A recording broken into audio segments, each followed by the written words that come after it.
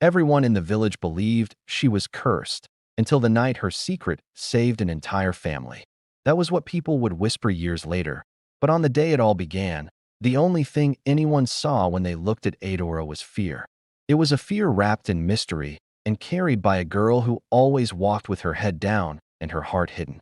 They called her the Shadowed One, the girl who spoke to ghosts. Children would run when she passed, and adults would clutch their charms, their eyes following her with a mix of pity and suspicion. But what they didn't know was that the whispers Adaora heard weren't from ghosts. They were warnings. And one evening, as the sun bled red across the horizon, the whispers grew urgent, screaming of a danger that was creeping silently towards one unsuspecting home. Adaora knew she couldn't stay hidden any longer. Have you ever felt like you just don't belong? That's Adaora's entire life. In her village, Umuokoro, belonging is everything. It's your shield, your home, your very identity. But for Adaora, it's a world she can only watch from the outside. She moves like a shadow among her people, silent, watchful, and always separate. The villagers whisper about her. They say strange things happen whenever she's near. Lamps flicker and dim as she walks by. Animals grow restless, sensing something others can't. And if you listen closely when she's standing alone, some swear you can hear faint, ghostly whispers carried on the wind. What is it about Adaora that sets her so far apart? And what secrets are hiding in the shadows she casts? Ever heard whispers that follow you like a shadow? For Adaora, they were the soundtrack to her life. Her mother, Mama Ebera, was a fierce protector, a shield against the worst of the village gossip. But some things, even a mother's love can't erase. The unease in people's eyes, the way they'd clutched their charms when she passed. It all stemmed from one single, tragic night. The night she was born was the same night her father drew his last breath. A cruel coincidence? The villagers didn't think so. They spun tales, claiming her very first cry summoned a clap of thunder from a clear sky. They whispered that her father's life was the price for her own, a soul stolen by a child who arrived too early and under a cloud of mystery. This was the heavy cloak Adaora wore every single day. Adaora grew up as a silent observer, watching life unfold from the shadows. She'd see the other children, their laughter echoing as they splashed by the stream, or the village women, their hips swaying under the weight of their market baskets. In the evenings, she'd listen from afar as old men spun tales under the silver glow of the moon. Her heart ached to join them, to feel the warmth of their community, to be part of the laughter. But every single time she dared to take a step closer, a mother would snatch her child's hand, pulling them away with a harsh whisper, "Stay away from that cursed girl." The words were a wall she could never seem to break through, leaving her forever on the outside, looking in. Everyone thought Adaora had it all: beauty, brains, and a future brighter than the morning sun. But behind that perfect smile, she was hiding something. A secret she couldn't share, one that haunted her every waking moment and filled her nights with terror. You see, when Adaora closed her eyes, the real world faded away, replaced by visions. Flashes of things that hadn't happened yet, whispers of dangers still lurking in the shadows. She tried to push them away, to convince herself they were just nightmares. But deep down, she knew they weren't. Because everything she saw, no matter how impossible, always came true. And her latest vision was the most terrifying one yet. She saw it all before it happened. The little boy, scrambling up the palm tree, his laughter echoing. Then the sudden, sickening fall. Days later, it happened exactly as she'd seen.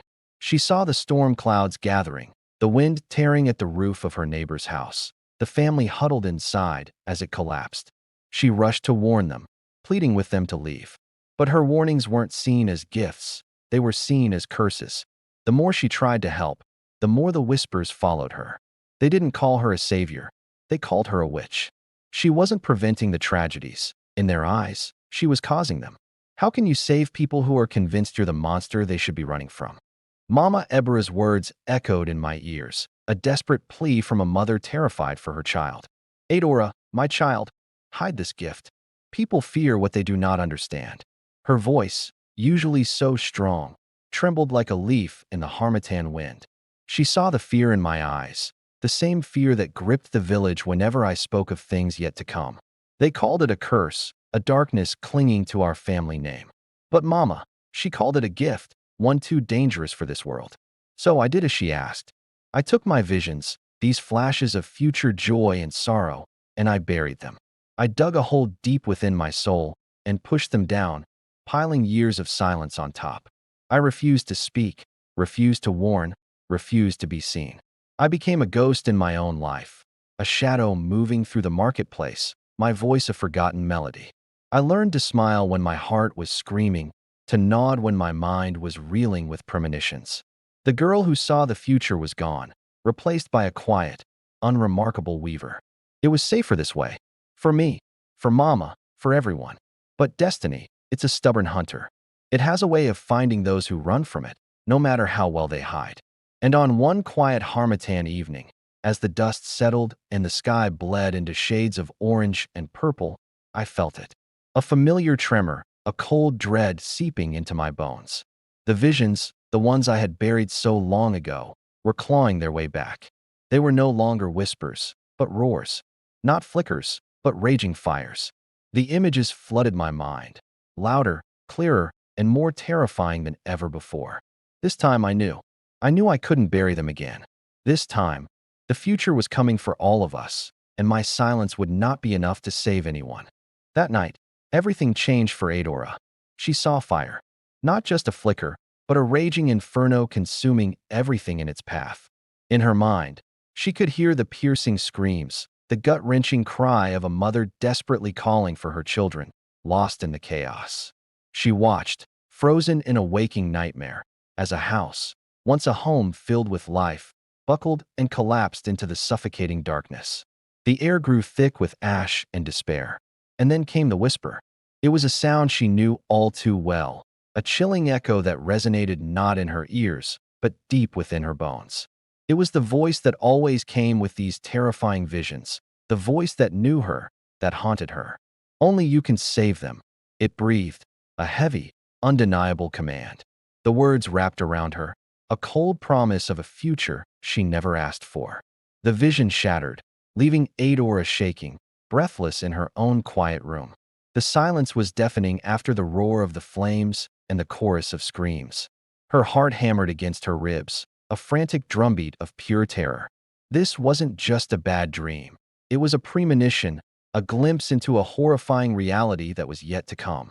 And that whisper, it wasn't just a voice. It was a destiny, a terrifying burden calling her name. She was just Adaora, a normal girl, but in that moment, she knew her life would never be normal again. How could she possibly save them when she couldn't even save herself from the fear that was now her constant companion? The weight of it all was crushing, and the path forward was shrouded in smoke and uncertainty. Adaora woke before dawn, her chest tight, her palms damp. The vision lingered behind her eyelids like smoke, sharp, vivid, and merciless. She tried to push it away, but the image of the burning house flickered back, refusing to leave her alone. She knew what it meant. She had seen visions like this before, but never so powerfully. This one felt urgent, alive, almost as if the flames were chasing her. She rose from her mat, wiped her face, and whispered a prayer, one that trembled more with fear than hope. Outside, the village stirred slowly. Everything looked peaceful, too peaceful, considering what she had seen. Her heart ached with the weight of the danger that only she knew. She had to warn someone, but who would believe her? They called her Uniohu, the seer, but it was a name whispered with a mix of awe and suspicion.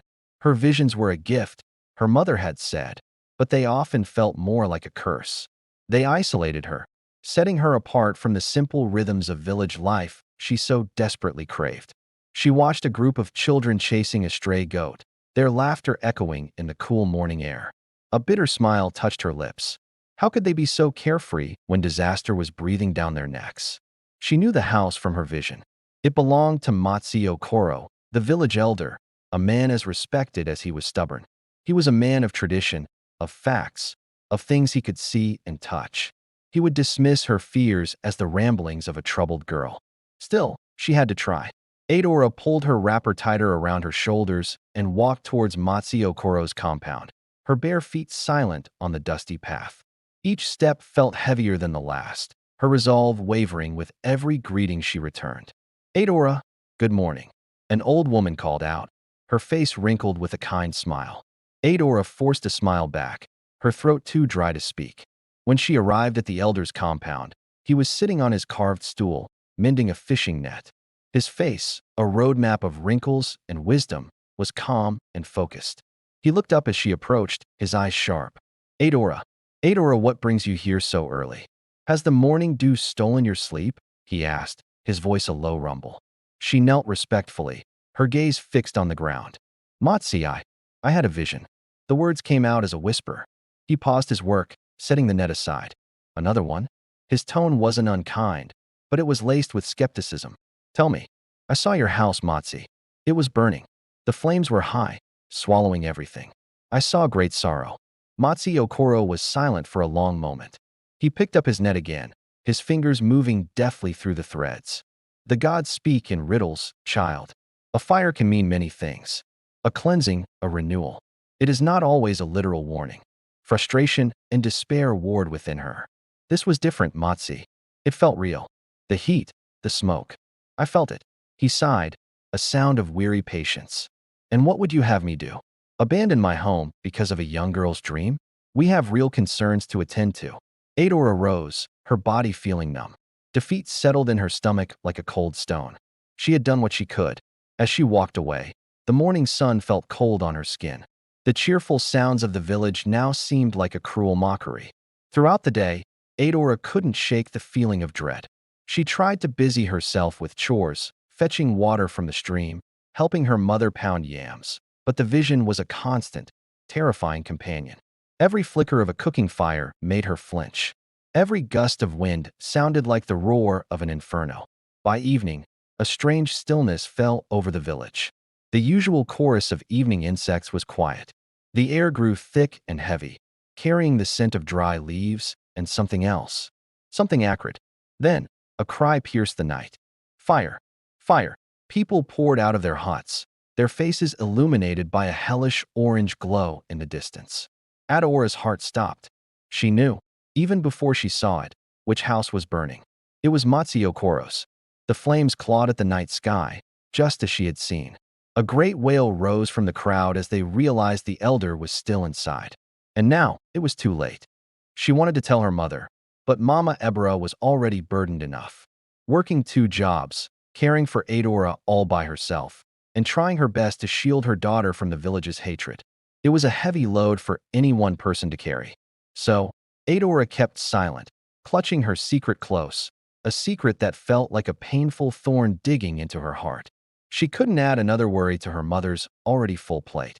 The long walk to the stream usually brought her some small measure of peace, a moment to breathe away from judging eyes. But today, it offered no comfort at all. Instead, her eyes darted from hut to hut, scanning every family compound, a knot of dread tightening in her stomach. She kept wondering, which one would it be? Which home would soon be swallowed by the merciless dance of fire? The thought alone made her feel sick, her stomach twisting into a painful knot. How could she possibly warn a village that didn't want to hear her voice? A village that saw her as a curse, not a person. To them, she was a whisper of bad luck, a shadow to be avoided. They wouldn't listen. They would likely just blame her for whatever happened next. As she finally approached the cool, clear water of the stream, her thoughts were interrupted by a sound. It was faint at first, but unmistakable.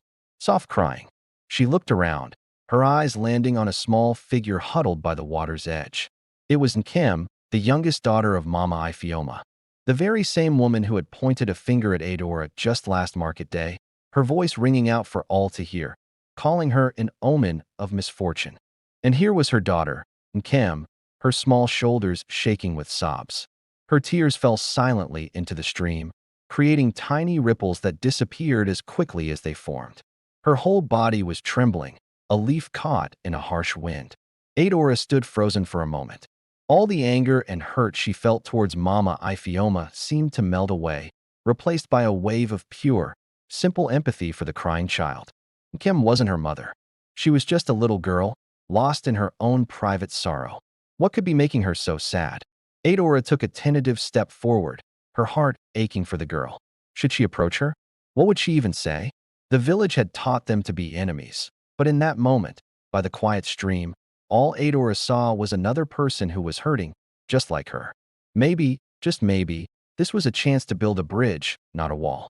To offer a hand of kindness in a place that had shown her so little. She took a deep breath, the scent of damp earth filling her lungs, and decided to walk towards the sound of the tears. Ever get that gut feeling something bad's about to happen? For Adaora, this feeling wasn't just a hunch, it was a terrifying vision.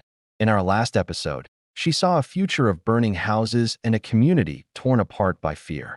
And now, standing by the stream, she finds herself face to face with the first piece of that chilling puzzle. Adaora sees a young girl, Nkem, huddled by the water, her shoulders shaking with silent sobs. Every instinct screams at Adaora to keep her distance. In her village, showing too much concern, knowing things you shouldn't, is a quick way to be labeled a witch. Helping meant talking. Talking meant suspicion. But looking at the heartbroken child, her own heart wouldn't let her walk away. It was a choice between her safety and her humanity. Kim, are you all right? Adaora's voice is gentle, barely a whisper, afraid of scaring the girl away. Kim flinches, her body tensing as if ready to flee. But she doesn't run. The two of them are suspended in a moment of fragile trust, the sound of the stream filling the silence between them. Adaora waits, her own breath held tight in her chest. She knows this is a dangerous game. But the image of the girl's grief is stronger than her fear. After what feels like an eternity, Kim finally speaks, her voice a raw, broken whisper. My father, he hasn't come home since last night. The words hit Adaora like a physical blow. Her chest tightens, and the air feels suddenly cold and thin. It's happening. Lost fathers and burning houses. The horrifying vision from her dreams is no longer just a nightmare. It's knitting itself into the fabric of reality, right here, right now. She can feel the threads pulling taut, the pattern taking shape before her very eyes. This isn't a coincidence. This is the beginning. And Kim, lost in her own world of worry, hastily wipes her tears with the back of her hand. With a final, choked sob, she turns and runs, her small figure disappearing down the path toward the village. Adaora is left alone, but the quiet is anything but peaceful. A cold wind suddenly sweeps across the stream, and it's completely unnatural. It doesn't rustle the leaves or ripple the water in a normal way. This wind is different. It's a presence. And then, she hears it again. It's no longer just in her head. It feels real, curling around her like smoke, its icy touch seeping into her bones. The voice is low, triumphant, and filled with a chilling promise. It begins tonight. The words hang in the air, a final, terrifying confirmation of her deepest fears. The vision is here. Adaora is left frozen by the stream, the whisper echoing in her ears, her heart pounding with a single, dreadful question. What is coming for her in her village? And can she possibly stop it? The stage is set for a story of magic, fear, and incredible courage. What does this whisper mean? Adaora's journey is just beginning, and she's going to need all the strength she can find to face the darkness that awaits. By midday, the village was buzzing with a rumor that was spreading faster than a bushfire in the Harmattan season. Kim's father was missing. The men of the village, strong and determined, immediately formed search parties. They combed through the dense nearby bushes, their machetes clearing paths as they called out his name. Their voices echoed, but only the rustling leaves and chirping birds answered. They walked the entire length of the dusty market road, asking every traveler and vendor if they had seen him. They even ventured into the vast, sprawling farmlands that stretched to the horizon, checking every hut and every hidden corner. But there was nothing. It was as if he had been swallowed by the very earth he worked on. As the sun climbed higher, so did the anxiety. The villagers began to murmur among themselves, their voices low and laced with fear. Whenever she passed, a hush would fall over the crowd, and she could feel their stares, sharp and prickly like thorns on her skin. They were judging her, blaming her, and she could feel the weight of their suspicion pushing down on her. But she couldn't afford to focus on their judgment right now. Something far more terrifying was occupying her mind. The vision. It replayed itself over and over, a relentless loop of horror. Fire. Roaring, consuming flames that licked the night sky. The chilling sound of screams. A symphony of pain and terror. A house, once a home filled with life, collapsing into a pile of ash and splintered wood. And the missing man. And Kim's father, was he part of it? Could it all be connected? The thought sent a shiver down her spine. She tried to steady her breath, to calm the frantic beating of her heart, but her mind was a whirlwind, churning with dreadful possibilities. The search continued for hours, yielding no clues, and desperation began to set in. Mama Ifioma, Nkem's mother, was inconsolable. Her face was streaked with tears, her voice raw from crying. She paced back and forth in front of her compound, her grief turning into a wild, untamed anger. She railed against the gods, accusing them of abandoning her. She cursed the river spirits, blaming them for snatching her husband away. And then, her frantic eyes landed on Adaora, who stood watching from a distance, her heart aching for the grieving woman. Mama Ifioma's finger shot out, pointing directly at Adaora. It's her. Ever since this child came into our lives, evil has followed. She brings bad omens. Her accusation hung in the thick, humid air. A few of the villagers, already swayed by their own fears, nodded in agreement. Their suspicious glances hardened into open hostility. Adaora stood frozen, the accusation hitting her with the force of a physical blow. The thorns of their suspicion were now piercing her heart, and she knew, with a sinking feeling, that the search for Nkem's father had just become a witch hunt for her. The village was no longer just afraid. It was turning against her, and the fire from her vision felt terrifyingly close. Adaora stood there in silence, her hands balled into tight fists, a fire of fear and shame burning in her chest. She desperately wanted to scream at them, to yell, "I'm just trying to help you." But the words wouldn't come out. They were frozen on her tongue, trapped behind a wall of disbelief she knew she would face. No one would believe her. At least, not yet. As the sun began its slow descent, casting long shadows across the village, Papa Chike, one of the respected elders, made his way toward her. He was a rare soul, one of the few who didn't shrink away from her, who didn't look at her with fear. Instead, his gaze held a gentle curiosity, a stark contrast to the suspicion she received from everyone else. "Adaora," he said, his voice soft and kind. "Your eyes, they hold storms today." She swallowed the lump in her throat, the words fighting to escape. She knew this was her chance. She had to speak. "Papa Chike, something bad is coming. I saw it." The old man didn't flinch, didn't recoil as others would have. He simply gave a slow, deliberate nod, his calm demeanor a silent invitation for her to continue. That small gesture, that simple act of acceptance, was almost enough to bring tears to her eyes. "A fire," she whispered, the word barely audible. "A family trapped inside. A house, it's falling. But it's going to happen soon." Papa Chike listened with an intensity that made her feel seen for the first time in a long time. The lines of concern on his face deepened with each word she spoke. "Why tell me, child?" he asked, his voice still soft, but now laced with a new urgency. "Because no one else will listen," she confessed, her own voice shaking with the weight of her secret. "And because I think Nkem's father is part of it." At the mention of Nkem's father, Papa Chike's entire expression shifted. The gentle curiosity was replaced by a deep, troubled understanding. His eyes darted toward the edge of the forest, a dark look settling upon his features. "Tonight," he murmured, more to himself than to her. "We must all be watchful tonight." And with that, he turned and walked away briskly, his figure receding into the growing twilight. He left Adaora standing alone, her heart a leaden weight in her chest, a sky full of ominous darkness brewing above her. Adaora watched him go, the brief flicker of hope dimming with the last rays of sunlight. The fear she had held at bay now came rushing back, colder and sharper than before. Papa Chike's reaction confirmed her vision. It wasn't just a nightmare, it was a prophecy. But what could one old man do? What could she do? The weight of the future pressed down on her, suffocating and immense.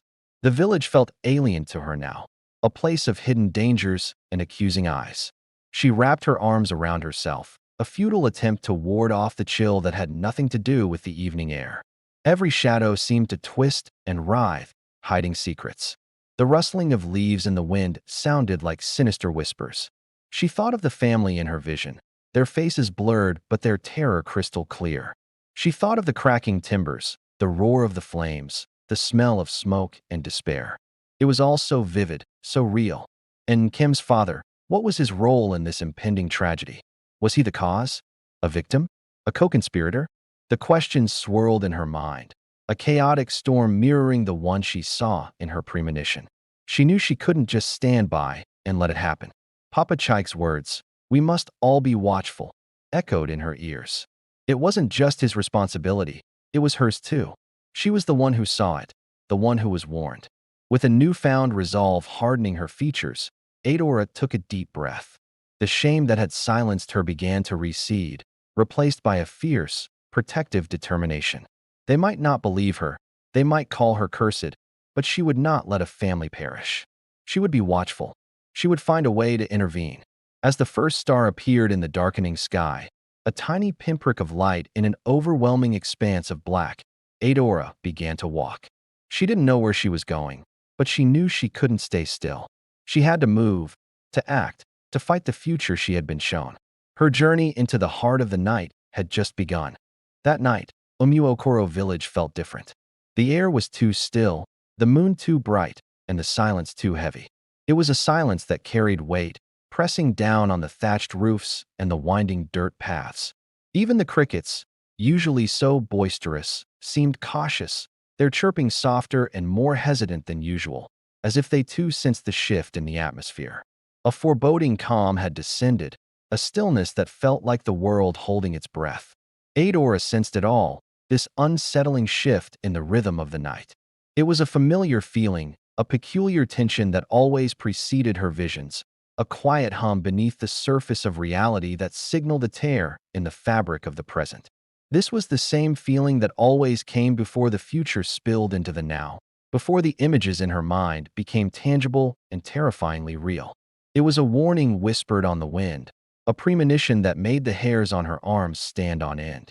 Inside their hut, the warm, earthy smell of cooking yam and vegetables filled the air. Mama Ebra moved about the small space, humming a soft, low tune. It was a melody meant to soothe, but the tune wavered slightly, a subtle betrayal of the worry she was trying so hard to conceal. She kept glancing at her daughter, her movements precise but her eyes full of concern. She noticed how Adaora stood rigidly, her shoulders tense, her gaze fixed on a point beyond the mud walls. The girl was a coiled spring, wound tight with an unspoken anxiety. "Adaora," Mama Ebra said, her voice a gentle ripple in the quiet room. "Come sit. Eat." She placed a steaming bowl of food on the small wooden table, an offering of normalcy in a night that felt anything but. Adaora moved as if in a trance, her feet barely making a sound on the earthen floor. She sat, but the food remained untouched. She could barely swallow past the lump of dread that had formed in her throat. Her eyes kept drifting to the window, a dark square cut into the wall, searching the moonlit darkness outside for a sign, any sign, that the danger she felt churning inside her was drawing near. The whisper, that internal voice that brought her visions, was stirring again. It was no longer a gentle murmur, but a restless, urgent current pulling at her thoughts. The flames from her vision, the ones that had haunted her sleep, flashed behind her eyes, a sudden, blinding burst of orange and red that made her flinch. She saw the village consumed, heard the screams carried on the hot wind, felt the heat scorching her skin. It felt so real, so immediate, that she could almost smell the smoke. Mama Ebra's humming ceased. The silence that rushed in was thick and heavy. She moved from the cooking fire and sat beside her daughter, the worn wooden stool creaking under her weight. She placed a warm, calloused hand over Adaora's, her touch grounding and firm. For a long moment, she just sat there, her presence a silent question, an invitation to share the burden. Finally, she spoke, her voice barely above a whisper. "My child, talk to me. What is it that troubles you so deeply?" Adaora looked at her mother, her gaze meeting the deep, loving eyes that had watched over her since birth. She was torn, caught between the desperate need for honesty and the paralyzing fear of what that honesty would unleash. How could she explain the fire she saw, the terror she felt, without sounding like a mad girl? But the urgency of the whisper inside her was too strong to ignore. It was a command. "Mama," she whispered, her voice trembling, fragile as a leaf in the wind. "I think something terrible is going to happen tonight. The fire, it's coming." The words hung in the air between them, a fragile and terrifying prophecy. Mama Ebra's grip on her hand tightened, not in disbelief, but in a shared, chilling understanding. The night outside remained still, but inside the small hut, the world had just begun to fracture. Mama Ebra just froze. The silence was heavy, thick with Adaora's fear. Then, slowly, she reached out and took Adaora's trembling hands in her own. Her grip was firm, grounding. "We will face it together," she said, her voice a steady anchor in the storm of Adaora's panic. "Whatever comes, you are not alone." They weren't a solution, but they were something better. They were a promise. A promise that she wouldn't have to carry this terrifying burden by herself. The fear was still there, coiled in her stomach, but it wasn't all-consuming anymore. Hope, fragile but real, began to flicker within her. They just sat there together in the quiet, mother and daughter, drawing strength from each other's presence. The world outside seemed to fade away, leaving only the two of them in their small, shared bubble of resilience. Suddenly, a loud, urgent knock shattered the peace, echoing through their small home. Both women startled, their heads snapping toward the door. Who could possibly be visiting at this hour? Mama Ebra stood up cautiously and walked to the entrance. When she pulled it open, there stood Papa Chike, his face illuminated by the swaying lantern he held in his hand. He was breathless, his chest heaving as if he had run all the way from his compound. A deep sense of dread settled over the room. His eyes were wide, and his expression was grave. "It has begun," he said, his voice strained and heavy with foreboding. The words hung in the air, a chilling premonition of what was to come. Adaora felt a cold shiver run down her spine. Her mind raced, connecting his sudden appearance to the terrifying vision that still haunted her thoughts. The calm they had just found was shattered, replaced by a fresh wave of anxiety. "What has begun?" Mama Ebra asked, her voice sharp with concern as she stepped aside to let him in. Papa Chike took a ragged breath and swallowed hard, his Adam's apple bobbing in his throat. He looked past Mama Ebra, his eyes finding Adaora. "Someone saw smoke," he said, his words coming out in a rush. "Near the edge of the village, close to Mama Ifeoma's compound." At the mention of Mama Ifeoma's name, Adaora felt her heart plummet into her stomach. It felt like the ground had just disappeared from under her feet. Mama Ifeoma, the very woman from her vision. The smoke, the fire, the danger, it wasn't just a nightmare anymore. It was real. It was happening, right now, just as she had seen it. The colors from her vision flashed behind her eyes. The orange and red flames licking the night sky, the terrified faces, the chaos. Her vision was unfolding, detail by horrifying detail, and she was powerless to stop its momentum. A wave of nausea washed over her. Without a second thought, a surge of pure, raw urgency boiled up inside her, overriding every ounce of fear. She lunged toward the door, pushing past Papa Chike. She couldn't just stand there while her premonition turned into a devastating reality. "We must go." This wasn't a choice, it was a necessity.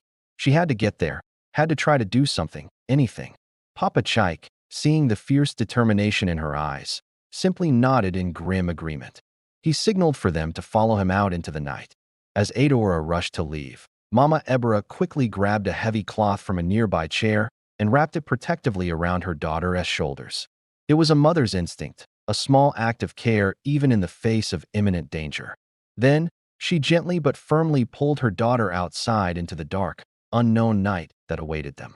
The three of them hurried through the sleeping village, their footsteps muffled by the dusty path. The air was cool and still, but as they moved, a new scent tainted the night. The wind, which had been silent moments before, now carried the faint but unmistakable smell of burning wood. It grew stronger with every step they took, a smoky confirmation of their worst fears. The scent of destruction was on the air, pulling them forward. Adaora's heart hammered against her ribs, a frantic drumbeat matching the pace of her feet. The smell, the urgency, Papa Chike's grave face, it was all too real. The last shred of doubt vanished. This was it. Her vision was no longer a thing of the future. It was the terrifying present. With a strangled cry, she broke away from her mother, and Papa Chike, her legs pumping as she broke into a full run, racing headlong toward the danger she had foreseen, toward the flickering orange glow that was just beginning to appear over the horizon. By the time we reached the edge of the village, the fire was already a monster. Flames clawed at the night sky, their orange fingers tearing at the thatched roof of Mama Ifeoma's storage hut. The crackling was a hungry, angry sound, swallowing the quiet of the evening. All around, chaos reigned. Villagers darted back and forth like panicked ants, their faces illuminated in brief, terrifying flashes of light. A human chain had formed, a desperate line passing buckets of water from the nearby stream. Each splash of water sizzled into steam, a hiss of defiance from the inferno. Amidst the frantic activity, Mama Ifeoma's screams cut through the noise. They were raw, primal sounds of a mother's terror. "My babies! They are inside," she wailed, her voice breaking. She clawed at Father Akachukwa's arms, her knuckles white, as he tried to hold her back from a suicidal rush into the flames. He was a strong man, but her grief-fueled strength was immense. She thrashed against him, her eyes locked on the burning hut, a reflection of hell dancing in their depths. And then I froze. The way the roof was beginning to groan and sag, threatening to collapse. It was exactly as I had seen it. This was my vision, playing out in horrifying, perfect detail. Every sound, every flicker of the flames, every shadow that danced on the ground was a replica of the nightmare that had haunted my waking thoughts. A sudden, chilling clarity washed over me, so sharp it felt like ice in my veins. My breath hitched in my chest, coming in short, sharp gasps as fear and understanding collided. This was real. It was happening. But as I stood there, paralyzed, a new sensation rippled through me. It was something my vision hadn't fully explained, a detail I hadn't understood before. The danger wasn't just the fire. There was something else. Something inside the hut. It was a presence, a cold spot in the heart of the inferno. I couldn't see it, not with my eyes, but I could feel it with a sixth sense that was now screaming at me. A malevolent energy, a darkness that pulsed with a life of its own. And the most terrifying part? It was moving. Within the chaos of the fire, something deliberate and sinister was stirring, aware of the panic it had caused. My vision hadn't just shown me a tragic accident. It had shown me the arrival of a predator. The fire roared like a hungry beast, swallowing Papa Chike's hut whole. He was shouting orders, a frantic general in a losing battle against the flames. We all threw water, our buckets emptying into a cloud of steam that did nothing. Hopelessness settled in the smoky air. My visions, my curse, had warned me of this fire, but I'd stayed silent. What good was a voice that only brought strange looks and whispers? Then I heard it. A tiny, desperate cry, almost lost in the crackle of burning thatch. It wasn't from the front, where everyone was gathered. It was from the back. My eyes widened. A vision flashed through my mind. Not a warning of what was to come, but a map of what was. The loose window frame behind the yam barn, weakened by the last rainy season. It all clicked into place. "There's another way in." The words ripped from my throat before I could stop them. Everyone turned. 100 pairs of eyes, wide with shock, landed on me. Adaora, the quiet one. The strange one. Mama Ifeoma's face hardened, ready to scold me for speaking nonsense at a time like this. But the desperation in the air was thicker than the smoke. "Where?" she cried out, her voice cracking. I pointed, my hand trembling, toward the side of the house, obscured by the barn. "Behind the yam barn. The window is weak there." There was no time for doubt. Papa Chike didn't even hesitate. "Move," he bellowed. He and 2 other men broke from the crowd, sprinting toward the spot I'd pointed to. It was true. The flames hadn't reached that side with the same fury. The smoke was thinner. A heavy thud. Then the sound of splintering would confirmed it. Papa Chike was climbing through. A strange feeling surged through me. The same whispery presence that usually brought me fear. But this time, it wasn't a warning. It felt like a cheer, a quiet voice in the chaos telling me, yes. The entire village held its breath, their eyes fixed on the burning hut, waiting. Waiting to see if the strange girl's terrifying gift was a curse or a miracle. Was this just a lucky guess, or was something truly changing within me? The silence stretched on, broken only by the fire's hungry roar, and in that moment, all of our lives hung on the answer. Inside the burning hut, the heat was suffocating, a thick, choking blanket that stole the air from your lungs. Papa Chike, a man of immense courage, crawled on his hands and knees through the blinding smoke. He was searching for the children, the village's precious future, trapped within the inferno. He could barely see, barely breathe, every gasp a painful struggle against the searing air. But he pushed forward, his every movement a testament to his resolve. guided only by the faint, desperate sound of crying that pierced through the roar of the flames. Outside, a wall of helpless villagers watched in agonizing suspense. Time seemed to warp, stretching and twisting with every flicker of the fire. Mama Ifioma, the children's mother, was a portrait of pure anguish, her body racked with uncontrollable sobs. Beside her, Mama Ebera clutched her own daughter Adaora's hand, her lips moving in a frantic, whispered stream of prayers. The flames crackled and spat with a hungry violence, licking higher and higher up the wooden walls, threatening to consume the entire structure in one final, devastating gulp. Each second felt like an eternity, each crackle of what a countdown to catastrophe. Amidst the chaos, young Adaora stood strangely still. She stared at the blazing hut, her heart pounding a frantic rhythm against her ribs, a drumbeat of both crippling fear and an unshakable certainty. She knew Papa Chike would find them. This was the moment her strange visions had been leading her to, a terrifying, pivotal point in time. She could feel the very fabric of destiny shifting around them, weaving a new pattern in the smoke and fire. She held her breath, waiting for the world to change. And then, it happened. It was a silhouette of hope against the backdrop of destruction. First one child, coughing and spluttering, was carried out by one of the brave rescuers. The crowd gasped, a collective intake of breath. Then another small figure was brought to safety.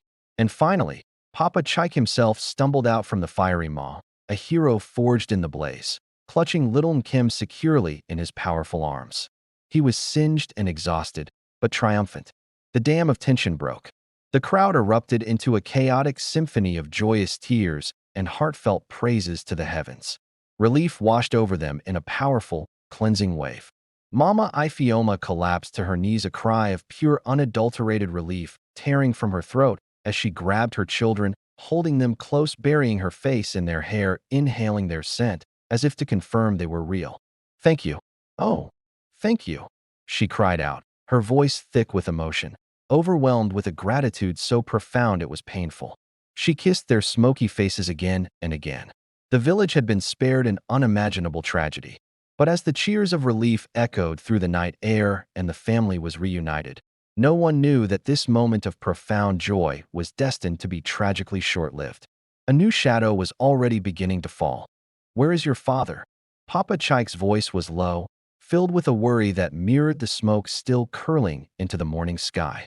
Kim and Obi, huddled together under a thick blanket, just shook their heads. Kim's voice was a tiny whisper, almost lost in the crackle of the remaining embers. "He didn't come home," she said, her small body trembling. "We woke up to fire, and we hid." Papa Chike's gaze met Mama Ebera's over the children's heads. A grim, unspoken understanding passed between them. Their father, Chike's brother, was missing. He hadn't returned, and now, with the homestead in ruins, the worst fears began to solidify. He was still nowhere to be found. Around them, the village was a hive of activity. Men and women, their faces smudged with soot, worked together, throwing buckets of water onto the stubborn pockets of fire that still licked at the charred remains of the huts. The air was thick with the smell of wet ash and despair. It was in this chaos that Mama Ifioma moved toward Adaora. She walked slowly, hesitantly, as if each step was a battle. Tears still streamed down her face, carving clean paths through the grime. You saved my children," she whispered, her voice cracking with a raw mix of grief and gratitude. Adaora, feeling the weight of every eye upon her, looked down at her feet, at the scorched earth. What could she possibly say? She had just done what anyone would have done. But then, something happened that silenced the entire village. Mama Ifioma, the proud woman who had once looked at Adaora with such suspicion, knelt. She knelt in the dirt and ash right there in front of everyone. The collective gasp was audible. "I was wrong about you," Mama Ifioma choked out, her head bowed. "Forgive me." A wave of murmurs rippled through the onlookers. Some nodded in agreement, their own guilt plain on their faces. Others turned away, unable to meet Adaora's eyes, unwilling to admit they had shared in the same harsh judgment. They had all seen her as an outsider, a harbinger of bad luck.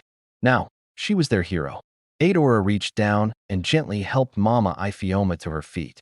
As the woman pulled her into a trembling, desperate hug, Adaora felt a strange shift in the atmosphere. It wasn't just the quiet acceptance of the villagers. It was something else, a new current in the air. A whisper, colder and darker than the morning chill, seemed to slither into her mind. It wasn't a voice she could hear with her ears, but a feeling, a premonition that settled deep in her soul. The fire was only the beginning. The thought came sharp and sudden, like a shard of ice.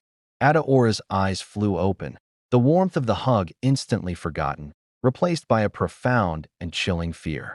The smoke in the air suddenly felt suffocating, the faces of the villagers like masks hiding an unknown terror. The danger wasn't over. The fire that had destroyed homes and scattered families was not the climax of their troubles. It was merely the opening act. And somehow, she knew it was coming for them all. The real nightmare was just about to begin.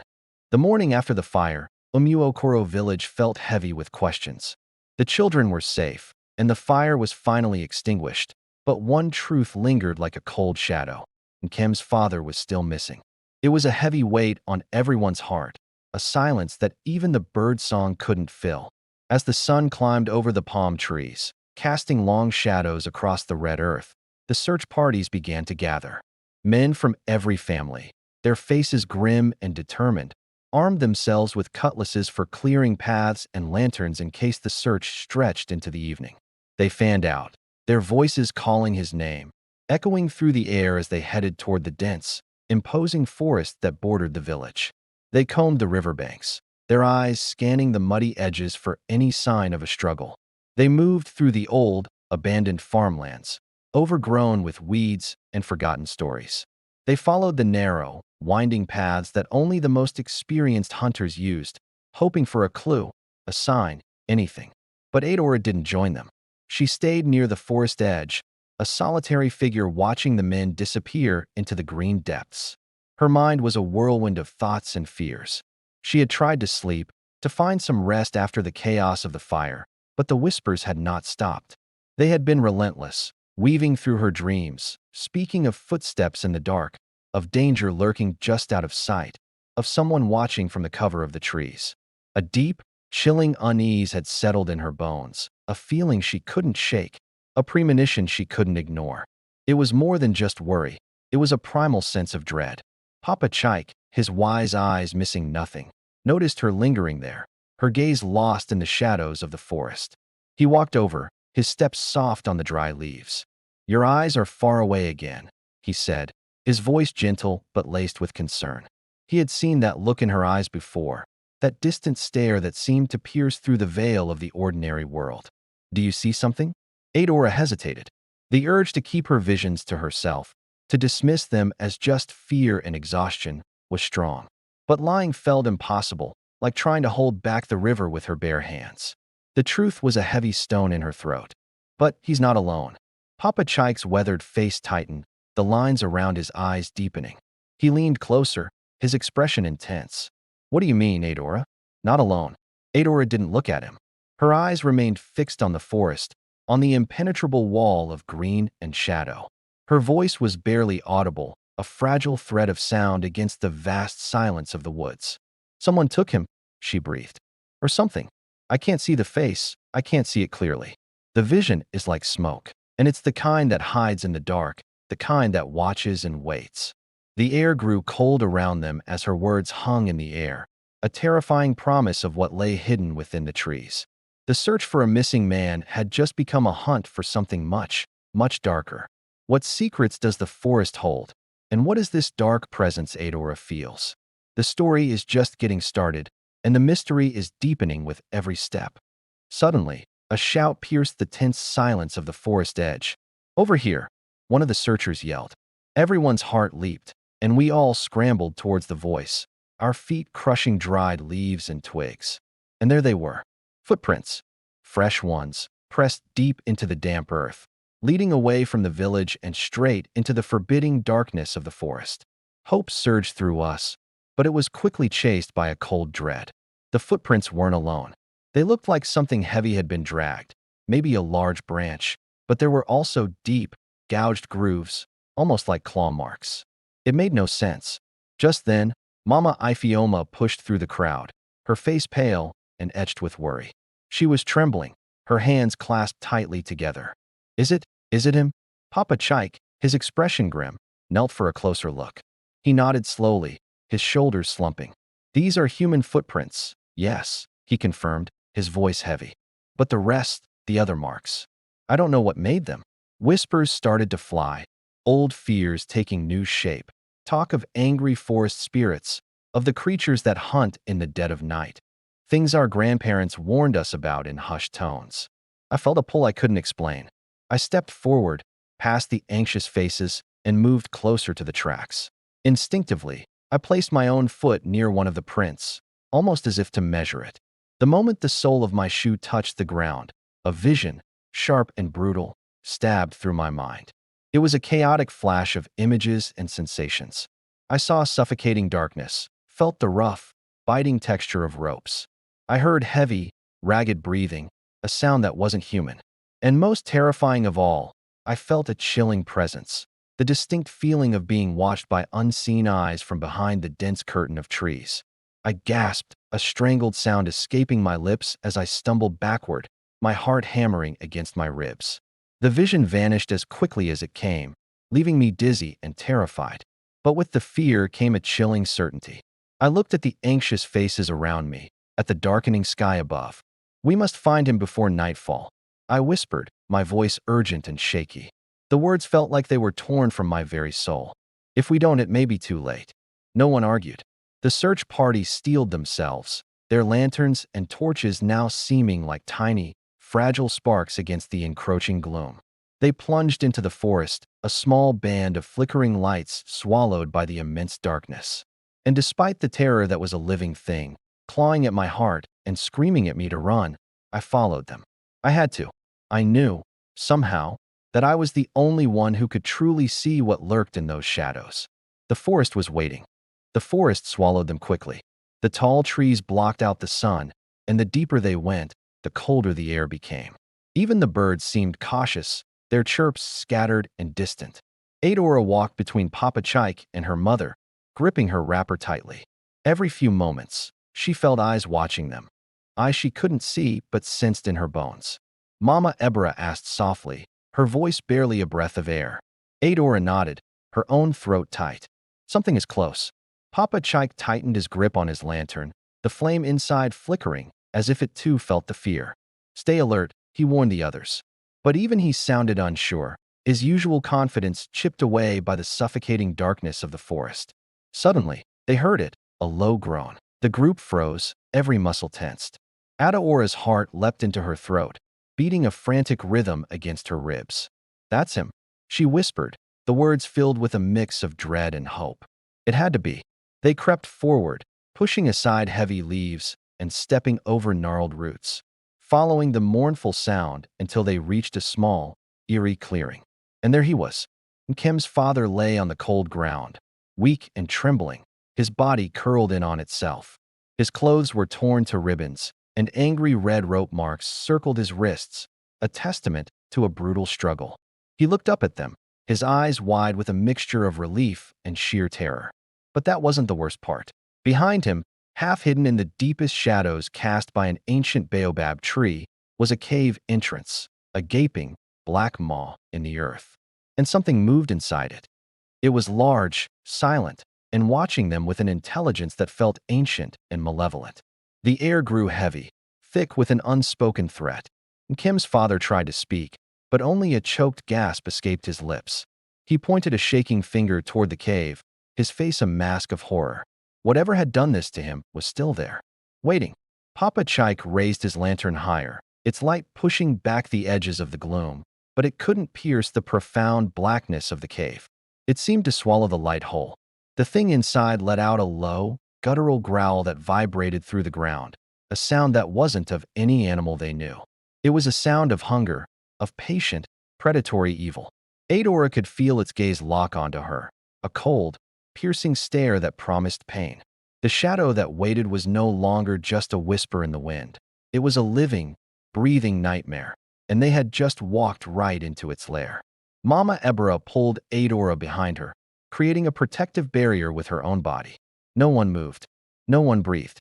They were trapped between the wounded man they came to save and the monstrous thing that guarded him. The silence stretched on, thin and fragile, ready to snap. Then, from the depths of the cave, 2 points of light ignited. Eyes, glowing with a sickly, yellow fire. And slowly, deliberately, the shadow began to emerge. Papa Chike surged forward, his heart pounding, ready to storm the cave. But just as he took a step, Adaora's hand shot out, grabbing his arm with surprising strength. Her voice was a low, urgent whisper. Her words hung in the charged air, and a ripple of fear went through the villagers. They exchanged nervous glances, their faces pale in the fading light. What is? She didn't have a name for it, no shape to describe. All she knew was the feeling, a pure, sharp, primal sense of danger that coiled in her gut and made the hairs on her arms stand on end. As if on cue, a groan came from the man on the ground. Slowly, Nkem's father's eyelids fluttered open. His gaze was wild, unfocused, filled with a terror that went beyond pain. "Run!" he gasped, his voice a dry, rasping sound. He tried to push himself up, his eyes darting toward the dark mouth of the cave.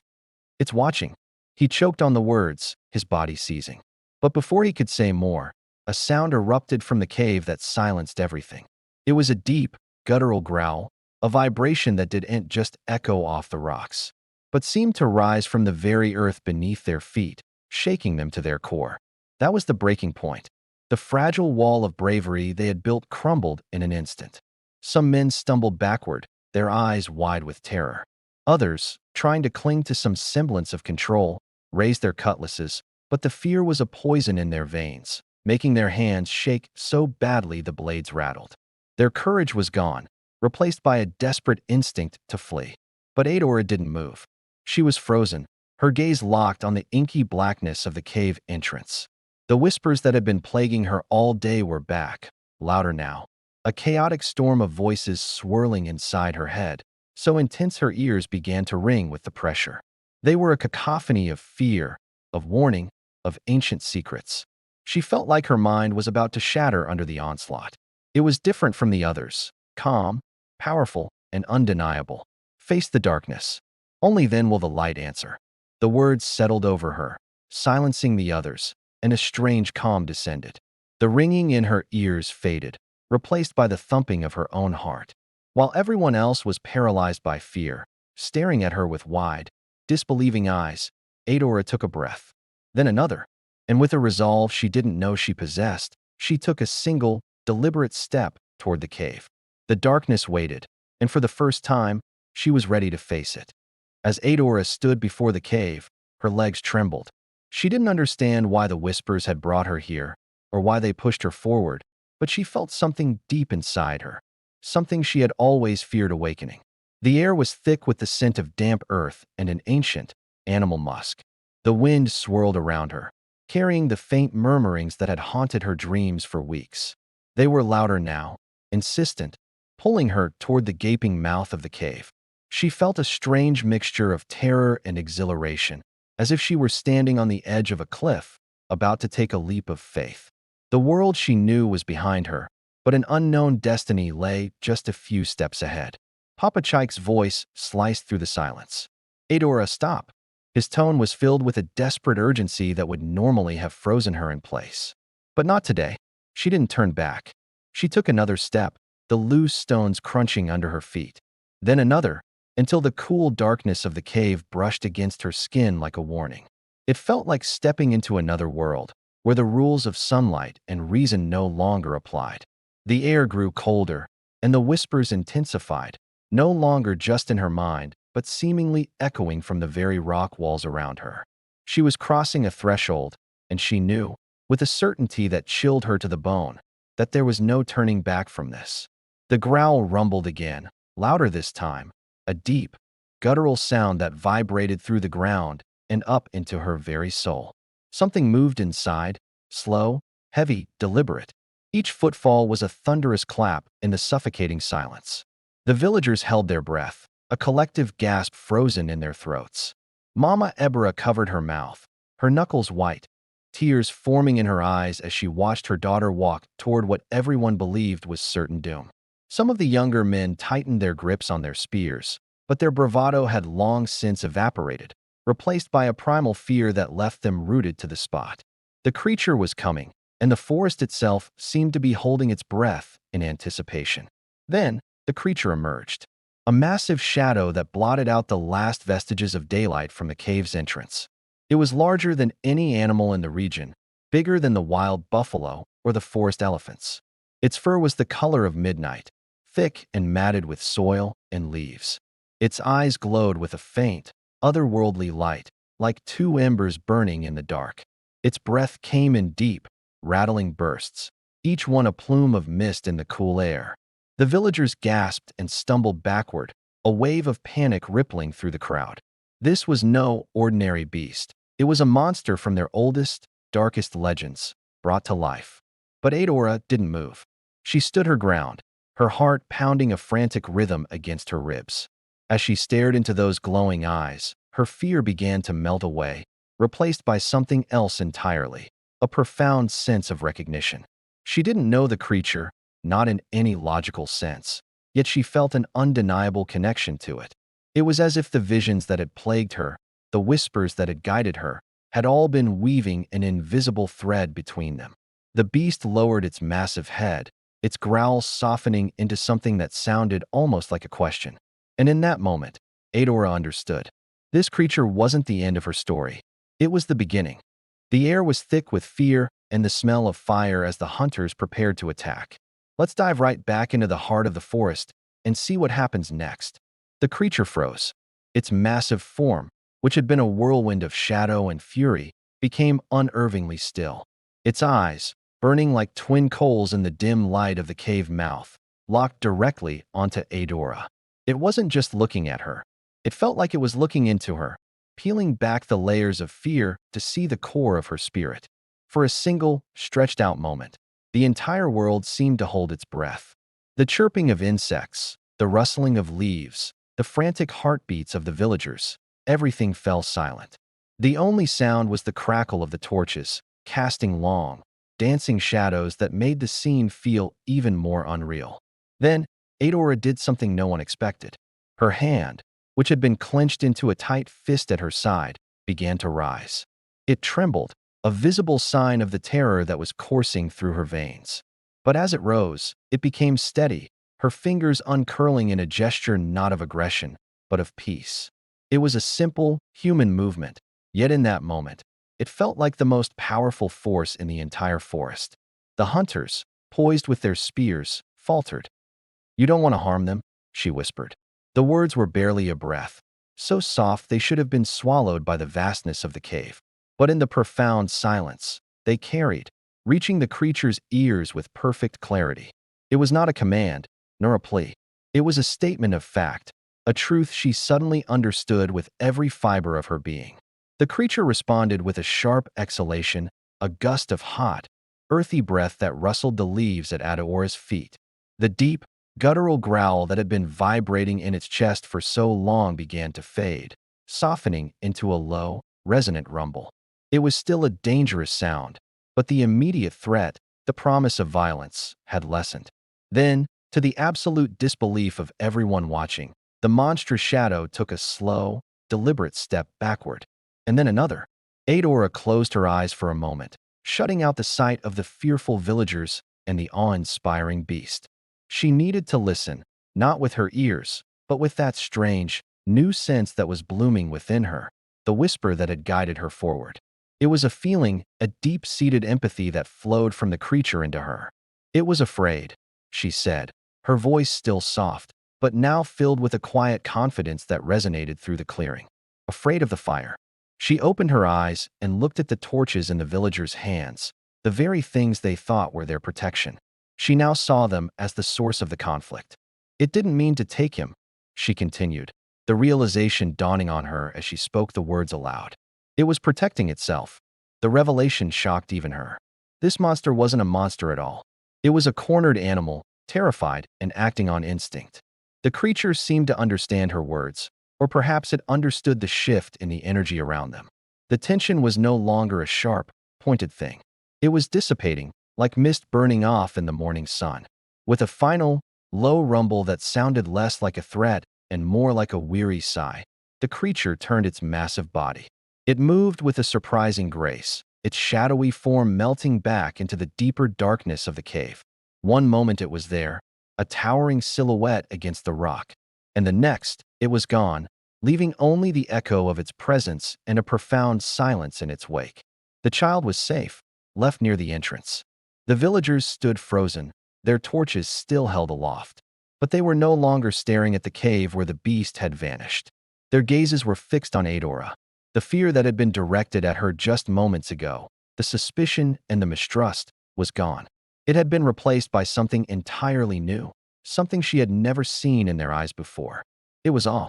They were looking at the girl they had once cast out, the girl who spoke to whispers on the wind, not as an outcast, but as a savior. They carried Nkim's father back to the village, shaken but alive, his body trembling from the ordeal. The moment the small procession crossed the compound line, a murmur rippled through the community, spreading from hut to hut like a gentle breeze. It wasn't a murmur of fear this time, but one of awe and disbelief. The words passed from person to person, growing louder and more certain with each telling. Adaora had saved him. Adaora had faced the creature. Adaora had done what no hunter, no warrior, could. She walked beside the makeshift stretcher, her exhaustion masked by a quiet strength. The villagers who had once shunned her, who had whispered her name with dread, now looked at her with a mixture of respect and wonder. Their gazes were no longer filled with suspicion, but with gratitude. The children, usually so quick to run and hide at her approach, now peeked from behind their mother's wrappers, their eyes wide with a newfound admiration. Adaora felt the shift in the air, a profound change in the very atmosphere of her home. The weight of years of isolation began to lift, ever so slightly, with each step she took on the familiar dusty path. She was no longer the outcast. She was their protector. As the group reached the center of the village, Mama Ifeoma rushed forward, her face a canvas of relief and emotion. Her children, who had once been forbidden to even look at Adaora, trailed closely behind her, their earlier fear replaced by a quiet curiosity. Without a word of hesitation, Mama Ifeoma wrapped Adaora in a tight embrace, holding her as if she were one of her own. Tears streamed down her face, soaking the shoulder of Adaora's worn tunic. "You saved my family," she said, her voice thick with emotion, breaking on a sob. Not once, but twice. The words, spoken so openly, so full of raw gratitude, were a balm to Adaora's wounded spirit. She felt her own eyes sting, a hot prickle of tears she hadn't allowed herself to shed. For so long, she had endured Mama Ifeoma's scorn, her pointed accusations, and her fear. To now be held in her arms, to hear those words of thanks, felt like a dream she was afraid to wake from. The embrace was more than just a gesture. It was an apology, an acceptance, a bridge built over a chasm of misunderstanding. Adaora stood still, letting the moment sink in, feeling the warmth of a connection she never thought possible. Papa Chike, the village elder whose wisdom was respected by all, stepped forward and placed a gentle, calloused hand on Adaora's shoulder. His eyes, which had seen many seasons come and go, held a deep, knowing light. He looked at her not as a problem to be solved or a danger to be contained, but as a young woman who had finally come into her own. "You were never cursed, my child," he said, his voice calm and steady, carrying the weight of an undeniable truth. "You were chosen." The words sank into Adaora's heart, not like rain on hard earth, but like sunlight breaking through a thick canopy of clouds, illuminating everything. Chosen. The terrifying visions, the isolation, the fear, it wasn't a punishment. It was a path laid out for her, one she had been uniquely equipped to walk. A single tear finally escaped and traced a path down her cheek, but it wasn't a tear of sorrow. It was a tear of release, of understanding, of finally seeing herself not as the world had branded her, but as she truly was. The burden she had carried alone for so long was finally named, and its name was not curse, but purpose. From the edge of the crowd, her own mother, Mama Ebera, finally pushed through. Her face, usually etched with a quiet worry, was now radiant with pride. She reached for her daughter, pulling her into a fierce, protective hug that spoke volumes more than words ever could. She held Adaora tightly, her hand stroking her daughter's back in a soothing rhythm. "I always knew," Mama Ebera whispered, her voice a private comfort meant only for Adaora's ears. "I always knew you were special." Adaora leaned into her mother's embrace, closing her eyes and letting the pure, unconditional love wash over her. It was a warmth she had craved her entire life, a safe harbor she had only dreamed of. In her mother's arms, she was not the strange girl with unsettling visions. She was just a daughter, loved and cherished. She felt the years of silent heartache, of longing for this simple connection, begin to melt away. This was the acceptance she had yearned for above all else, the one that mattered most. She was home, truly home, for the very first time. That evening, as the stars began to blanket the sky, the elders gathered under the great baobab tree. The fire in the center of the circle cast long, dancing shadows as Papa Chike stood to speak. His voice resonated with authority and conviction as he delivered a proclamation that would change the course of the village forever. Adaora was no longer to be feared or shunned. Her name would no longer be whispered with dread. The visions she experienced, once seen as a dark omen and a source of misfortune, were to be understood for what they truly were. They were not a curse, he declared, but a gift. A sacred gift from the ancestors, a tool for foresight and protection that the village would now honor. Adaora, the girl who was once an outcast, was now declared a guardian, a seer. The community had a responsibility to protect her, to listen to her, and to cherish the unique abilities she possessed. The murmurs that followed were not of fear, but of agreement and relief. A new chapter had begun for Adaora and for the entire village. The girl who was never cursed was finally free. Children who once hid from her now ran around her, eager to hear stories about the forest. The women in the village, who used to whisper behind their hands, now smiled openly at her. The men, who had looked at her with suspicion, now nodded with a deep, newfound respect. Adaora walked through the village like someone waking from a long, painful dream. The air no longer felt heavy with fear, but light with acceptance. Every corner she turned, she saw not averted gazes, but eyes filled with curiosity and gratitude. The world around her had transformed, but she knew the biggest change had happened within herself. She was no longer just the strange girl who heard whispers. She was Adaora, the one who had faced the darkness and brought back the light. Later that night, when the village was quiet and sleeping under a blanket of stars, she stood beneath the full, silver moon. The cool night air brushed against her skin, and she listened, truly listened, to the wind as it rustled through the trees. It carried the familiar sounds of the night, the chirp of crickets, the distant hoot of an owl, and something more.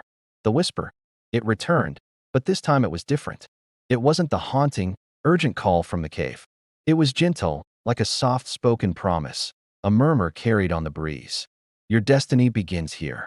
The words settled in her heart not with dread, but with a profound sense of peace. Adaora closed her eyes, a genuine, unafraid smile gracing her lips for the first time in what felt like forever. She didn't know what the future held. Who does, really? She didn't know if the terrifying creature in the cave would ever return, or if more visions would come to her in the dead of night. The path ahead was still shrouded in mist, a map yet to be drawn. But for the very first time in her life, she felt a solid sense of readiness. It wasn't the absence of fear, but the courage to face it. Ready to face the unknown, ready to embrace the challenges, ready to meet whatever destiny brought her way. This new strength wasn't born from certainty, but from accepting the uncertainty and trusting in her own ability to navigate it. She was no longer a vessel for fear, but a captain of her own fate. And so, the story of Adaora took a turn no one could have predicted. The girl once feared, the outcast whispered about in hushed tones, became the protector of her people. Her strange connection to the forest, once a source of terror, was now their greatest shield. Her story became a living legend, a powerful reminder passed down through generations, a reminder that sometimes the world hides its greatest and most beautiful blessings inside the hearts we misunderstand the most. The very things that make someone different, that make them seem strange or even scary, can be the source of their greatest power and their most profound gift to the world. Her journey leaves us with a powerful and timeless message, one that resonates deep within all of us. You are never defined by what they fear about you. You are not defined by their whispers, their judgments, or their misunderstanding. You are defined by the truth you carry inside. That unique, unshakable core of who you are. Your courage, your compassion, your resilience. That is your true identity. So embrace it, trust it, and let it guide you. Thank you for watching. And if this story touched your heart, don't forget to like and subscribe for more tales of courage and truth. See you next time.